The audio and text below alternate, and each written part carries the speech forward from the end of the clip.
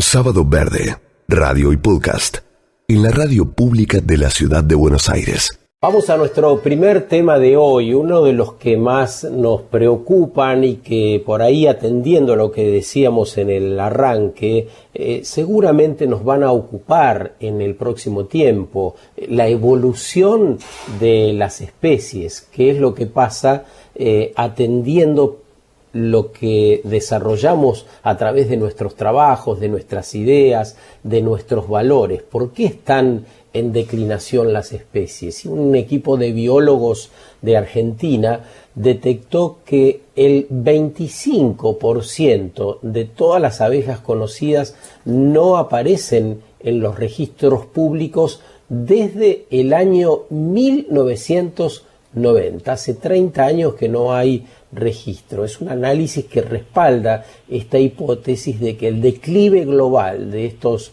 polinizadores es un fenómeno que abarca el mundo entero. Uno de los investigadores es Eduardo Zátara y estamos en comunicación con él. Tengo entendido que está en Bariloche, él trabaja en la Universidad Nacional del Comahue en Argentina. Eduardo, ¿cómo estás? Muy buen día. Hola, ¿qué tal? Buen día. Bueno, queremos conocer parte de este estudio que indica que un cuarto de las especies no han sido vistas desde hace 3 décadas. Esto constituye una alarma y vos podrás explicarnos concretamente qué significa esto, ¿no? Claro. Sí, nosotros lo que hicimos fue bajar de una base de datos muy grande que compila datos de observaciones, recolecciones de organismos, digamos, de animales y plantas que vienen de museos, de investigaciones, de colecciones privadas que se van agrupando y que abarcan todo el mundo.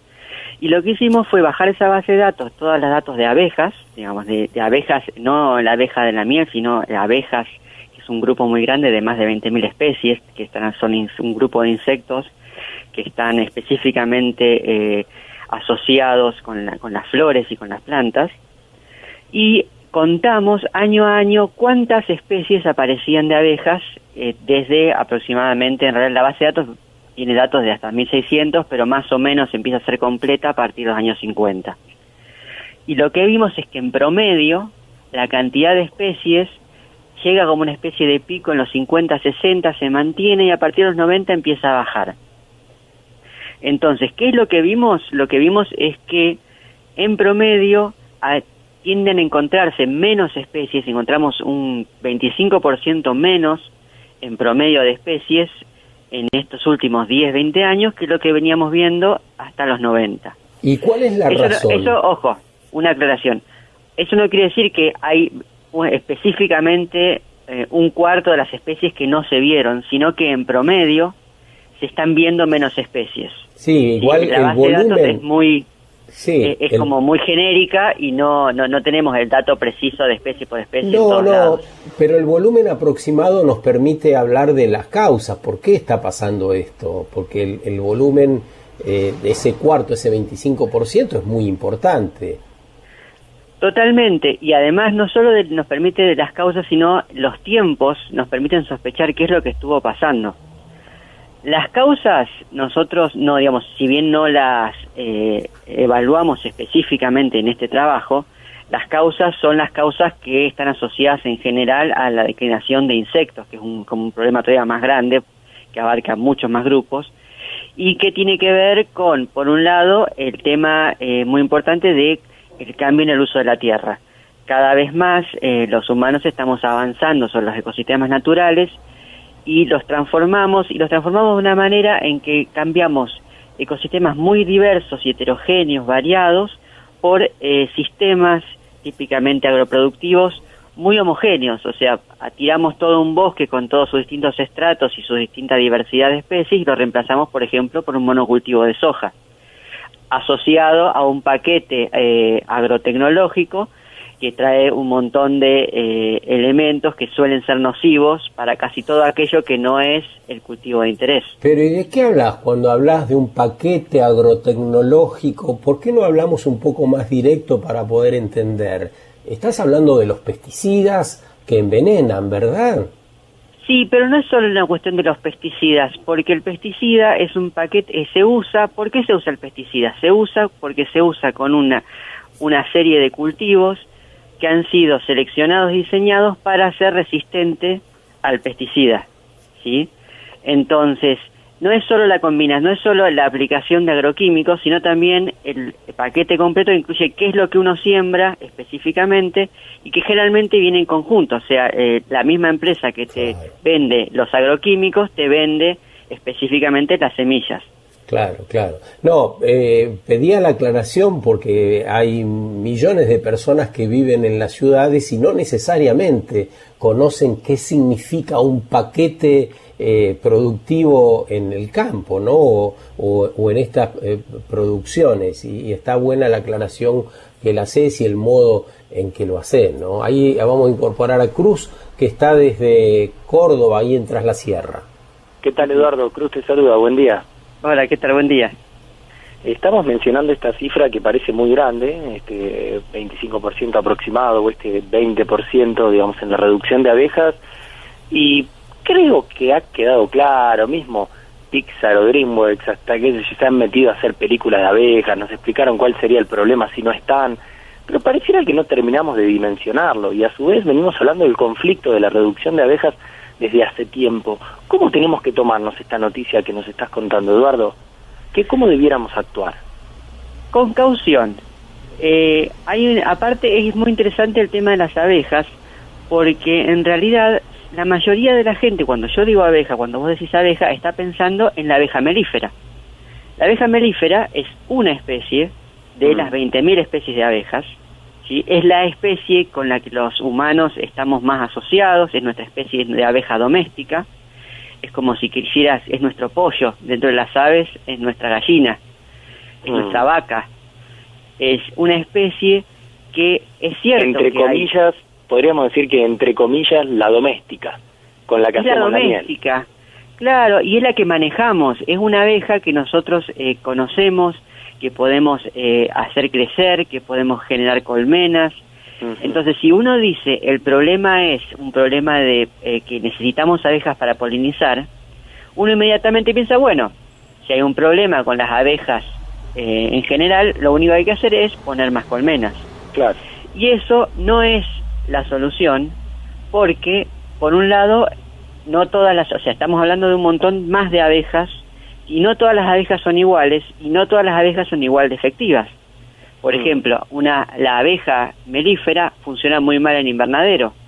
Y hay un montón de cultivos invernaderos, por ejemplo los tomates, que necesitan sí o sí polinización por animal, y que de hecho históricamente se han polinizado a mano. Va una persona, flor por flor, polinizando para que nosotros tengamos tomates en invernadero. Esto que nos decís, Eduardo, nos sirve también para comprender de alguna manera la delicadeza y la precisión que tienen los ecosistemas en su funcionamiento, ¿no? Porque a veces en cafés de sobremesa queremos resolver el mundo, sacá de acá y pones acá. Bueno, no es tan así, digamos, y en este sentido nos estás invitando a preocuparnos y a intentar entender un poco más cómo funcionan los ecosistemas, cómo podemos dejar que se regeneren, que funcionen, comprenderlos. Tal cual, y sobre todo porque estamos en un momento de cambio muy fuerte y muy rápido en todos lados, y entonces no solo necesitamos entender cómo funcionan las cosas para poder cuidarlas, para poder restaurarlas, sino que además necesitamos entender cómo funcionan antes de que desaparezcan en su formato original. Y eso es un poco en realidad la urgencia de este tipo de trabajos, porque que hay problemas ambientales no es novedad, que hay especies nativas, que hay ecosistemas naturales que están en peligro, ya lo sabíamos. Pero muchas veces pasa que vemos algunas cosas y no otras. Por ejemplo, esto entra dentro del tema general del declive de insectos, que hasta hace 10, 20 años nadie se preocupaba por los insectos. Todos pensaban que a todos nos iban a sobrevivir los insectos. Y lo cierto es que no es así. Entonces, año a año vamos descubriendo cosas que no nos habíamos dado cuenta que también eran importantes y que empiezan a cobrar relevancia. Entonces, en ese sentido, trabajos como este, lo que hacen es un poco, digamos, no es la idea de decir se nos fueron 25% de las abejas, porque no es cierto, pero sí es la idea de decir están pasando cosas, hay que prestar atención y hay que prestar atención a cosas que antes no le prestábamos atención. Sí, y para seguir entendiéndolo, para seguir bajándolo, ¿se puede hablar de pérdidas económicas, de aumento en el precio de los alimentos? ¿Cómo lo podemos relacionar con nuestra vida cotidiana para entender qué significa la desaparición de abejas de la especie que sea? Mira, el efecto agroproductivo es bastante grande y además es bastante desconocido. Tengo un ejemplo, hace unos 10 años en Estados Unidos tuvieron un problema muy grande con las abejas melíferas, que tuvieron un colapso muy grande de colonias por una zoonosis que tuvieron, y eso afectó muy fuerte uno de los cultivos muy importantes de Estados Unidos, que es la almendra, que se desplomó la producción de almendras, las almendras subieron un montón de precio, y eso sucedió porque en ese momento, hasta ese momento nadie había pensado hasta qué punto era dependiente la economía de producción de la almendra de las abejas. Y no se desplomó más porque aun cuando la abeja melífera se estaba desplomando por su zoonosis, había un montón de otras abejas silvestres que nadie había estudiado, que estaban y que sostuvieron esa pérdida de polinización que sufrió por la baja de las colmenas domésticas. En ese sentido, nosotros todavía no sabemos hasta qué punto, y de hecho se están recién ahora empezando a hacer estudios de hasta qué punto las faunas de abejas silvestres de cada sitio están soportando la productividad agrícola de todos los cultivos que dependen de polinización. Y si se nos desploman las abejas silvestres antes de que sepamos cómo entender o por lo menos suplementar esos cultivos, vamos a tener una pérdida económica importante que muchas veces no la vamos a poder predecir hasta que sea demasiado tarde. Eduardo, cuando te consultamos cómo relacionarnos con esta información que nos estás compartiendo, dijiste, bueno, en principio tomar caución, ¿no? Y me sabe a poco. ¿Qué más podemos hacer? ¿Qué más hay que tener en cuenta frente a esta información? Mira, hay muchas cosas que se pueden hacer a muchos niveles. Va desde el nivel, y depende cada uno dónde está parado y cuál es su posibilidad. O sea, la persona que tiene un jardín, vive en una zona suburbana, en un pueblo, en un lugar con un poco más de verde, puede elegir entre tener un césped totalmente bonito, verde y sin una sola flor, o mantener flores silvestres, buscar plantas nativas, hacer elecciones que favorecen la subsistencia de las abejas nativas de la zona donde vive. También tiene que ver con qué es lo que uno compra, tratar de elegir dentro de las posibilidades de cada uno, promover opciones orgánicas, opciones que sean amistosas con el medio ambiente, agroecológicas. Después también hay grandes cuestiones, o sea, la economía agropecuaria a gran escala, que es la que muchas veces se lleva puestos todos los bosques y todos los sistemas naturales para reemplazarlos con cultivos, está a veces más allá de la acción individual, pero también hay acciones individuales que cuentan. O sea, uno puede pensar en los políticos que votan, cuáles son sus posturas, preguntarle a los candidatos cuáles son sus posturas específicas con estos problemas y ver a dónde pone el voto. Esas pequeñas cosas suman muchísimo.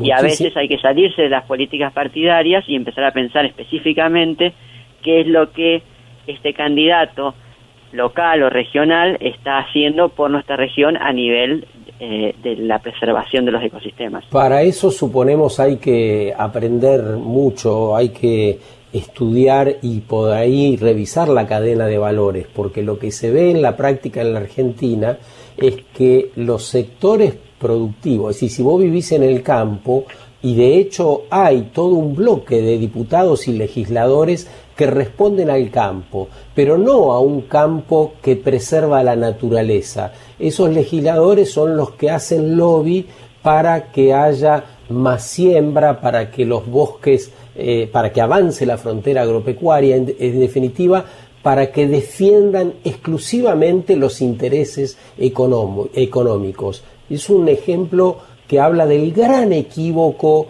civilizatorio en el que vivimos y del cual vamos a seguir conversando a lo largo del programa de hoy. Eduardo, gracias por este rato con nosotros y por la investigación y el trabajo que hacen habitualmente, ¿eh? No, por nada, gracias por llamar y por el interés. Un abrazo. Eduardo Sátara nos atiende desde Bariloche, es biólogo evolutivo, junto a Marcelo Aysen, de la Universidad Nacional del Comahue en Argentina. Hicieron un trabajo que nos disparó para hablar sobre la importancia de cuidar a las especies, sobre las abejas. Podemos hacer cosas en los jardines, podemos hacer cosas cuando decidimos una compra, cuando decidimos a quién elegir en la política, cuando se decide una producción determinada o una economía determinada. Sábado Verde, radio y podcast, en la radio pública de la ciudad de Buenos Aires.